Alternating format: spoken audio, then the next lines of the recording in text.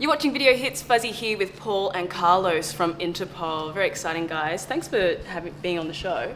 Now, let's talk about your beginnings, because it is your first time on Video Hits. You guys met while at NYU. It's kind of known for the arts, is that correct? Yeah, but I mean, I think it's just NYU has no bearing whatsoever on the band, other than that just so happened that that's why we were all in the city. And so, you could say we met in the city in, the late 90s. But yeah, I mean, I went to NYU, so did he. Now, 2008, does this mark the 10th year of you guys being together as a band? Huh. I think it wasn't our first show was 98. I think we were actually a band before 98. Right. We were a band in 97. But I mean, if you define it by our first gig, so I think it was 98, yeah. Yeah, we hadn't even mentioned that to each other. It was a decade, of love and joy. Do you kind of celebrate by numbers? Or is it a reason to celebrate? No, as I say, it didn't occur to any of us that it's been 10 years. Now you can have a party. Yeah. Your album did amazing things on the US charts, number 4 on the billboards. Was it kind of surprising for you guys? Did you have any expectations?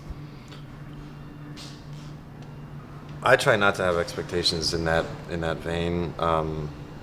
And also, I think it's just one of those things where if you start to care about that stuff, it's just another way that you can get disenchanted and disappointed by the industry. So I don't particularly care. And I think also, in the way that the music industry is going, you can't really gauge anything by record sales, and you can't really gauge, the whole industry is just so in flux that I just really am concerned with our audience and, the turnout at our gigs and the enthusiasm that we see from our fans.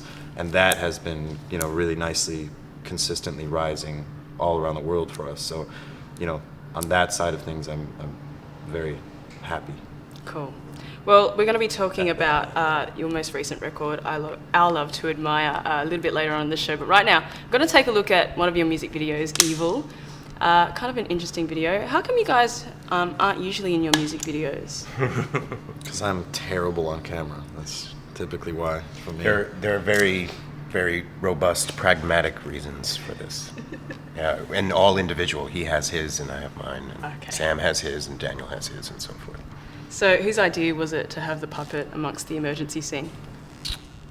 That was actually, there's a brilliant guy at our former record label who had a connection with the artist that makes those puppets, and the artist who did those, like they're, automatronic or whatever. Animatronic puppets, and he had never done a music video. Like he's just this like really strange, eccentric artist who builds those things, but had never worked with a band and nor had really any interest in doing so. And the guy that at our label who had a connection kind of, brought him into it, and he said yes. So it was like a privilege, and conceptually we loved the idea, and then we're, really happy with the result of that video.